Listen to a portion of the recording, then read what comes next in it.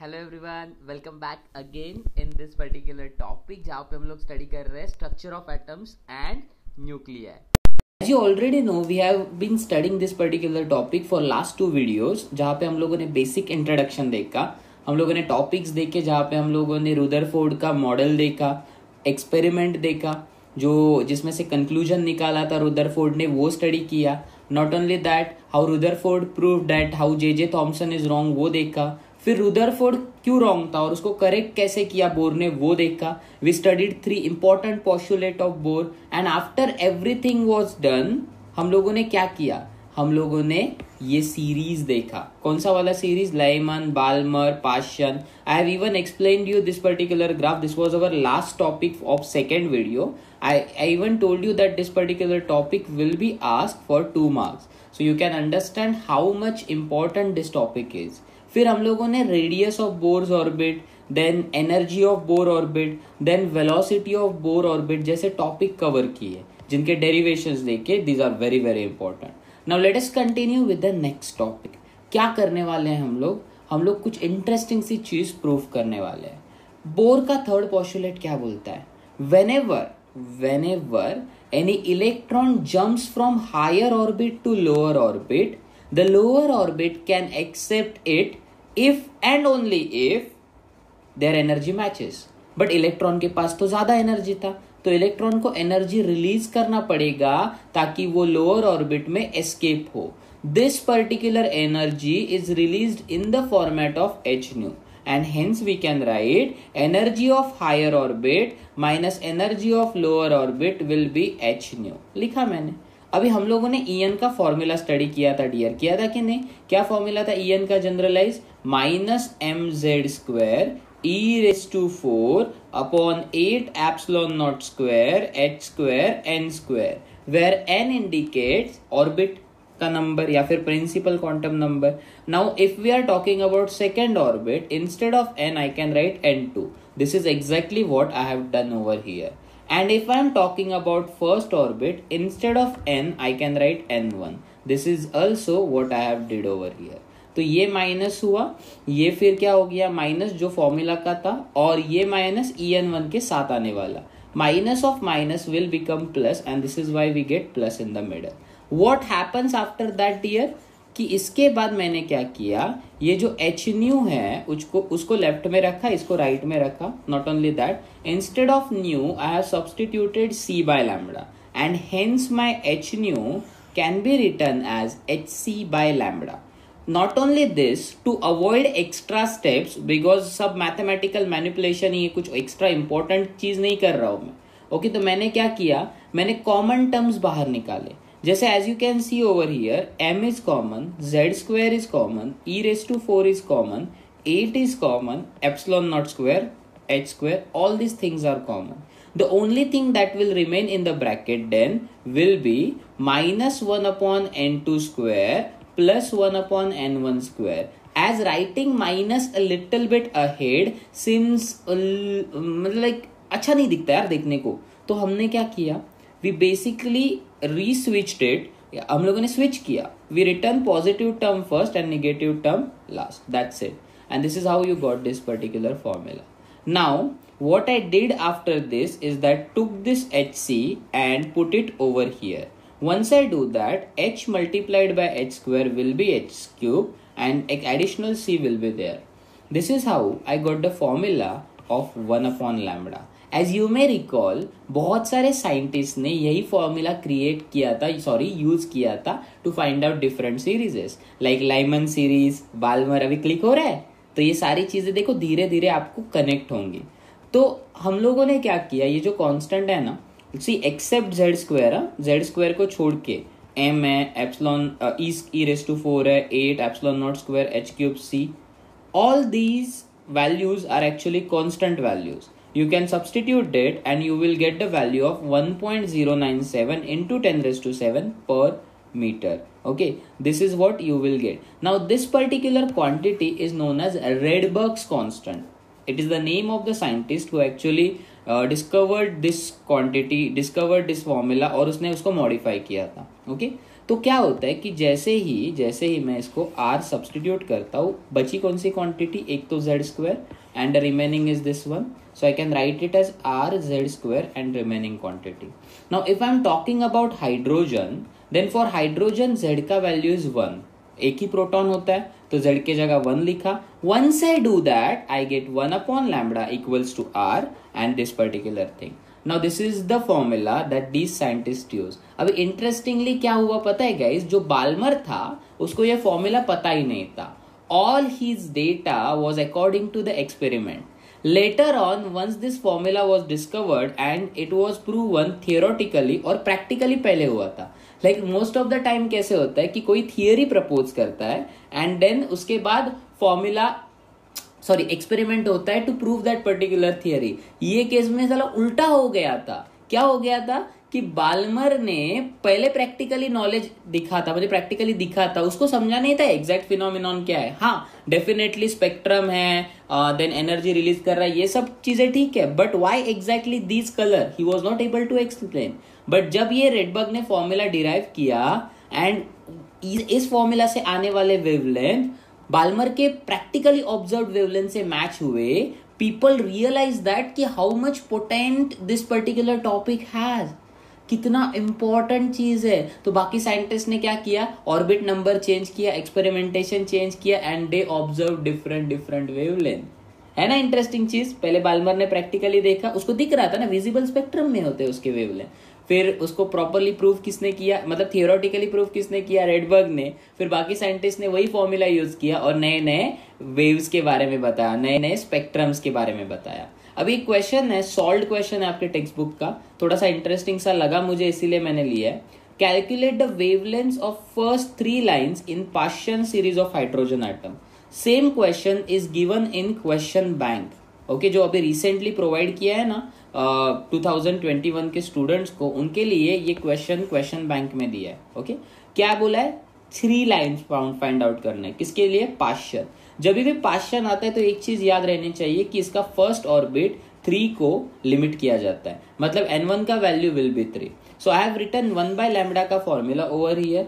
Okay, r लिखा, n1 के जगह 3 डाला because it is partial series. अच्छा डियर, बाल्मर बोलते तो क्या करते आप, n1 के जगह 2 डालते. व्हाट अबाउट ब्रैकेट प्रीफर्ड नहीं है आपके सिलेबस में, तो उसके ऊपर आने के चांसेस बहुत रेयर है. बट अगर गलती से आ गया, किसी टीचर का मूड हो गया आपको देने के लिए, तो मालूम होना चाहिए. तो ब्रैकेट के लिए क्या डालोगे आप, n1 के जगह 4, प्रीफर्ड के लिए n1 के जगह 5, लाइमन n1 के जगह 1. ये चीजें बार बार क्यों बोल रहा हूं, ताकि आपके दिमाग में स्टोर हो जाए. Now I have put n1 equals to 3. अभी मुझे अगर समझो नेक्स्ट वेवलेंथ फाइंड आउट करना है, मतलब मुझे एक वेवलेंथ फाइंड आउट करना है, पहला लाइन फाइंड आउट करना है, तो मैं जो n2 का वैल्यू है I will keep on putting it as greater than 3, क्योंकि 3 अपना n1 था, तो n1 से ग्रेटर, तो then I will keep 4 1s, I will keep 5 1 6 and so on. जितने बार लाइन चाहिए आपको पुट करते जाओ. तो एक बार मैंने n2 के जगह 4 डाला, तो यहाँ पे 3 का स्क्वायर 9 हुआ, 4 का स्क्वायर 16 हुआ. I need to solve this particular thing. कैसे सॉल्व करोगे, पहले तो क्रॉस मल्टीप्लाई मारोगे. क्रॉस मल्टीप्लाई होने के बाद याद रखना डियर, आपको 1/λ1 का वैल्यू मिलेगा. They had not ask you this value, उन्होंने वेव नंबर नहीं पूछा, उन्होंने वेव लेंथ पूछा है. ये अगर होता तो वेव लेंथ होता. तो आपने क्या किया, आपने रेसिप्रोकल लिया. Sir how do I take reciprocal, आपके पास लॉग टेबल प्रोवाइड है, लॉग टेबल में आपको रेसिप्रोकल मिलेगा, वो रेसिप्रोकल टेबल यूज करो and eventually you will get this value. So we are done with this particular thing. Now what is going to happen, अभी हम लोग स्टडी करने वाले बाकी के 2 वेवलेंथ. अच्छा मैंने यहाँ पे एक ही शो किया है, बट आपको डिफरेंट मिलेंगे अगर आप डिफरेंट लॉजिक यूज करोगे. So for second wavelength what you have to do, you need to put n2 equals to 5. Once you put n2 equals to 5 you will get 1/λ2. Same r का value put करेगा 1.097 into 10⁻⁷. 1/9 तो same रहेगा because n1 is same, but 1/5 square is 25. You will solve it and you will get the value of λ2. Okay, let's solve third one. Third one के लिए आप क्या करोगे, you will need to put n2 equals to 6 and the same process will follow. What I want you to do dear is that कि जो भी आपका λ2 का और λ3 का वैल्यू आ रहा है, that is जो 2 नेक्स्ट लाइन है उनके वैल्यूज जो आ रहे हैं, आपको कमेंट्स में टाइप करना है. ओके, लेट्स सी कि किसका आंसर करेक्ट आता है. Let's move on with the next thing. Limitation of Bohr's experiment. As we have already studied कि एक साइंटिस्ट ने कुछ थियरी दिया, उसमें लिमिटेशन दूसरे ने निकाले, दूसरे के तीसरे ने निकाले, तीसरे के चौथे ने निकाले, बट सिर्फ लिमिटेशन निकाला नहीं, उसको करेक्ट किया, दैट इज ऑल्सो इम्पोर्टेंट। सिर्फ बोला नहीं, जैसे आप आजू बाजू के लोग कैसे बोलते रहते हैं, अरे यार इससे नहीं हो पाएगा, ये गलत है, ये गलत है, भाई तो तू करेक्ट कर ना। ये जो हम ये होता है ना, ये बोलने वाला काम साइंस लेवल में भी होता है, बट साइंस में क्या फर्क है कि साइंस में वो आपकी गलती को करेक्ट करते हैं। तो उसी तरह से आप बोर के भी एक्सपेरिमेंट में कुछ फॉल्ट थे, तो वो बाद में थोड़े बहुत क्लियर हो गए, बाद में अभी करंट लेवल पे करेक्टेड है, कुछ मिस्ट्रीज अभी भी अननोन है। So if you want to study about modern physics is quite a wonderful branch of physics, जिसमें मजा आने वाला है आपको। मॉडर्न क्यों बोला, क्योंकि इसके रिलेटेड जो भी डिस्कवरीज थे वो न्यूटन के टाइम पे इतना प्रोग्रेस नहीं हुआ था, वो 1900 में हुआ है, मतलब 1900 के बाद वाला प्रोग्रेस है, इसलिए उसको मॉडर्न फिजिक्स बोलते हैं। जैसे फॉर एग्जांपल सेमीकंडक्टर भी मॉडर्न फिजिक्स में आता है, क्यों? क्योंकि पहले उसके बारे में पता ही नहीं था। Later on when it was discovered, अभी हम लोग मोबाइल यूज कर रहे हैं, हम लोग पीसी यूज कर रहे हैं, वी आर लाइक छोटी से छोटी चीज में आपको चिप मिलेगा, है ना? वो चिप किससे बना है? सेमीकंडक्टर से बना। सो मॉडर्न फिजिक्स में ये सारी चीजें आती है जो रिसेंटली डेवलप हुई है, रिसेंटली मतलब गए साल नहीं, बट एक सेंचुरी में ऐसा। अच्छा, तो बोर के एक्सपेरिमेंट के लिमिटेशन देखते हैं, और बाद में कुछ ही एक्सपेरिमेंटेशन इसके क्लियर हुए, अभी भी कुछ मिस्ट्रीज है। तो मैंने आपको क्या दिया कि अगर आपको इंटरेस्ट है, study more about this, you can even go in the research field of physics, okay, and then आप पीएचडी करके इसके ऊपर और रिसर्च कर सकते हो। नेक्स्ट, पहला लिमिटेशन है, it could not explain the line spectra of atoms other than hydrogen. मतलब सीन क्या हुआ कि बोर का जो भी फॉर्मुलेशन है, वो फॉर्मुलेशन सिर्फ और सिर्फ हाइड्रोजन का लाइन स्पेक्ट्रम एक्सप्लेन कर सकता है, like Balmer and blah blah blah series, okay. But apart from hydrogen, if somebody uses another gas, जो स्पेक्ट्रम मिलता है वो बोर के पॉस्टुलेट नहीं एक्सप्लेन कर पाता, okay. Now even for hydrogen, more accurate study of observed spectra showed multiple components in some lines which could not be explained on the basis of this model. मतलब for example let me try to explain you this thing. समझो अपने पास एक screen है, मैंने screen बनाया और इस screen पे अपने को पैटर्न मिल रहा है, अलग अलग कलर मिल रहे हैं। तो मान के चलो यहाँ पे आपको रेड कलर मिल रहा है, फिर over here somewhere along over here आपको थोड़ा सा पिंकिश कलर मिल रहा है, दोनों सेम लग रहा है बट ठीक है चल जाएगा। यहाँ पे आपको ग्रीन कलर मिल रहा है एंड सो ऑन। ऐसे तीन मैंने डिफरेंट स्पेक्ट्रम क्रिएट किए, मैं लाइंस क्रिएट किए तीन। अभी सीन क्या होता है कि apart from these lines there will be some random lines that will be present in between. Dotted नहीं होते बट रैंडम लाइंस होते हैं। अभी जब बोर्स का फॉर्मूला यूज करते हैं ना, तो ये लाइन का ओरिजिन ही नहीं पता चलता, ये कहाँ से आया, कैसे आया। It is not able to, like Bohr का फॉर्मूला इसको जस्टिफाई नहीं कर सकता, उसके पास वे ही नहीं है। तो दैट इज वाई बोर का फॉर्मूला यहाँ पे फेल हो जाता है। We can not use Bohr का formula for searching the reason behind this particular lines. Second चीज, intensities of the emission lines seem to differ from line to line. अब ये कुछ यूनिक है, मतलब कैसा होता है कि जब बोर के पॉस्टुलेट यूज करते हैं तो किसी भी पॉस्टुलेट में इंटेंसिटी का जिक्र नहीं है। There is no point in talking about intensity in Bohr's postulate because there is no term of intensity present. But what we observed from actual experiment is that intensity keep on changing for different line. Maybe for red it is low, maybe for green it is more, and maybe for pink it is medium. We don't know कि why exactly this intensity variation occurs. Okay, like Bohr के postulate से now currently we know, but I am not gonna go in to that reason. बहुत deep में भी अपने को इतना study नहीं करना है कि अभी आपका पीएचडी हो जाए, okay. But if you like decide to do masters in physics and then go further for further study, आपके सिलेबस में डेफिनेटली इसके पीछे का रीजन आएगा, ओके, क्यों इंटेंसिटी डिफर है। Next, on theoretical side also the model was not entirely satisfactory as it arbitrarily assume. ये फालतू की यार, कितने डिफिकल्ट टर्म। एक तो ऑलरेडी मेरे डियर स्टूडेंट्स फिजिक्स से परेशान हैं और इतने आर्बिट्रली क्या वर्ड देते रहते हैं, बराबर ना, कंफ्यूजन हो जाता है। मैं आपको सिंपल लैंग्वेज में बोलूंगा।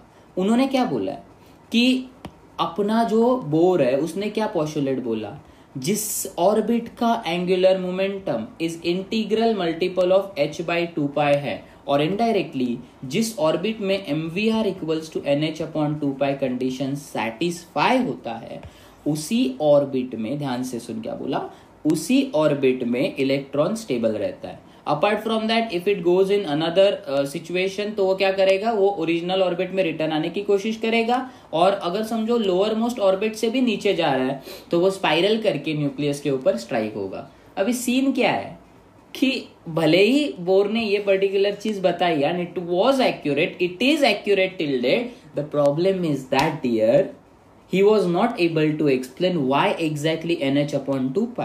Why it can't be like this? Why it can't be n pi upon 2h? or why it can't be nh upon 8 pi? मतलब लाइक अलग नंबर क्यों नहीं, ऐसा ही h upon 2 pi क्यों, और वो भी मतलब लाइक हाफ से मल्टीप्लाई किया हुआ।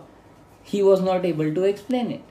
Maybe he got it like solve करते करते कुछ उसको जुगाड़ लग गया होगा, उसने सोचा होगा एंड ही रियलाइज कि यार ऐसे आ सकता है, but real reason he was not able to explain.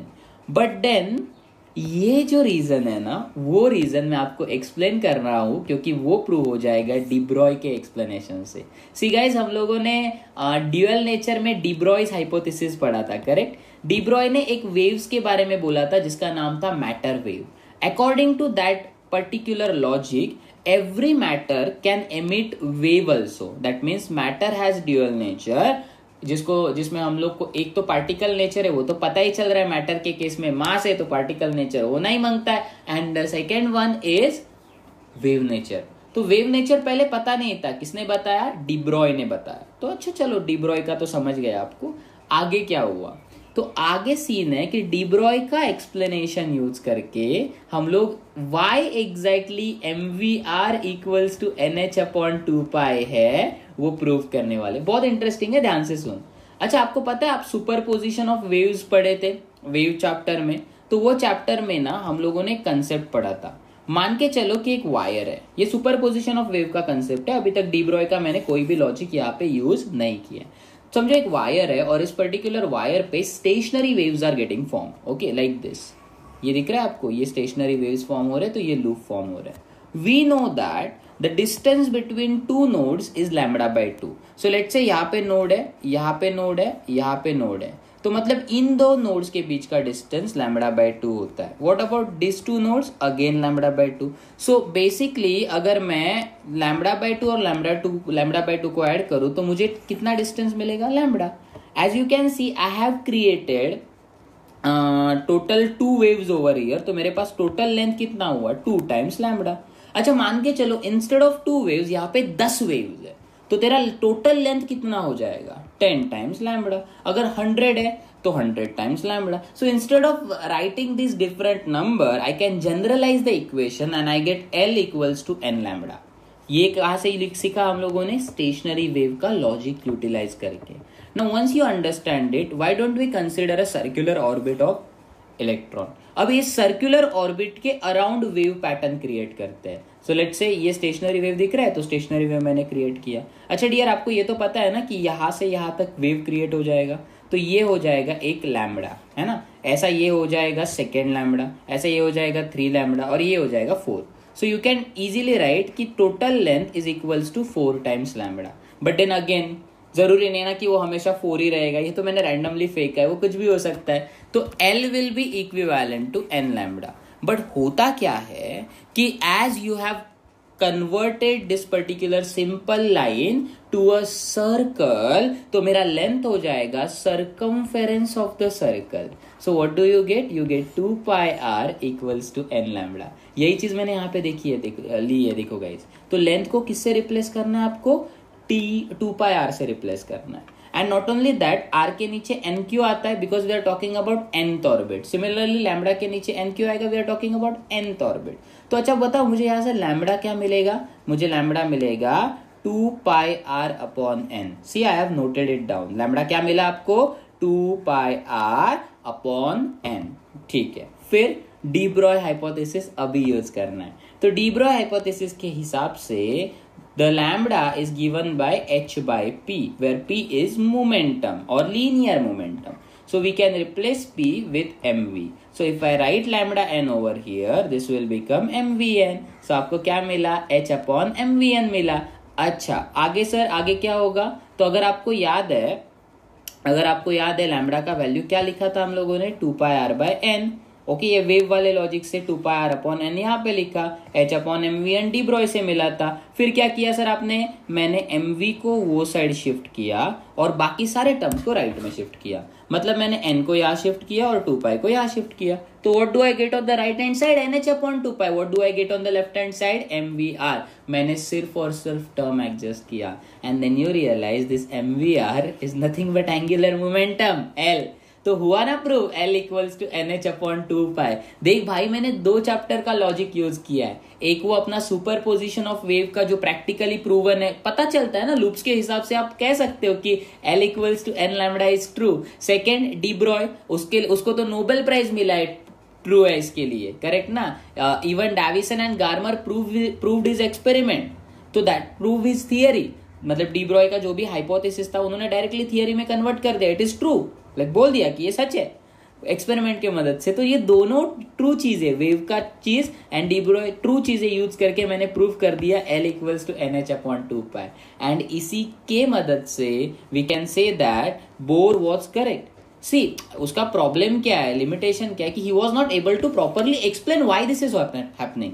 Nobody is saying कि he was wrong over here, nobody is saying कि यहाँ पे वो रॉन्ग है, उसको जस्ट पता नहीं है उसके पीछे का रीजन क्या है, बराबर ना। सो ही वॉज लाइक, ये डिसएडवांटेजेस नहीं है, ये इनकरेक्ट चीजें नहीं है, लिमिटेशंस है, उसका थियरी ये चीज नहीं बता सका।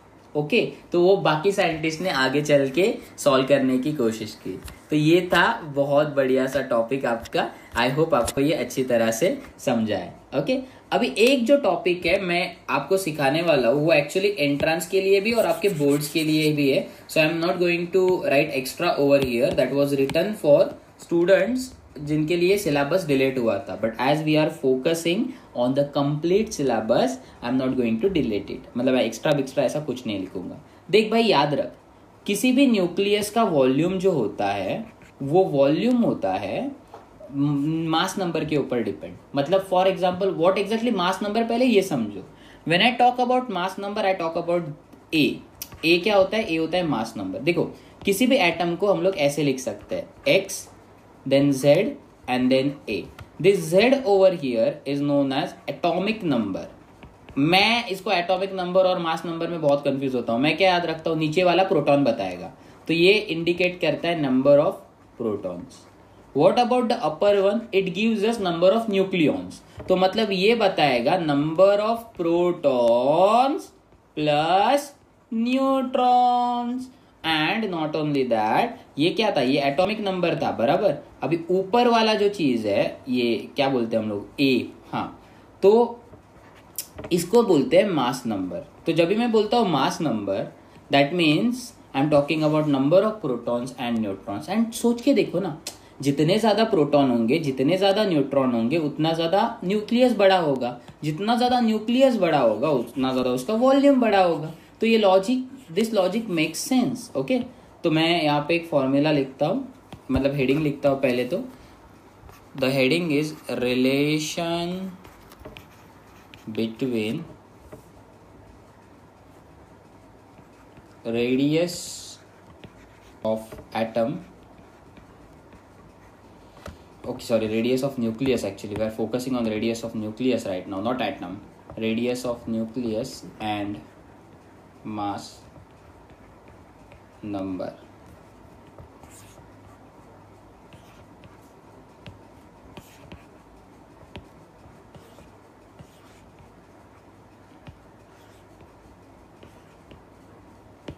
Okay, तो ये लिख लिया मैंने पूरा का पूरा हेडिंग प्रॉपरली। अभी कंटिन्यू करते हैं। क्या डिस्कस किया, volume of nucleus is directly proportional to mass number, noted, लिखा वॉल्यूम, लिखा ए।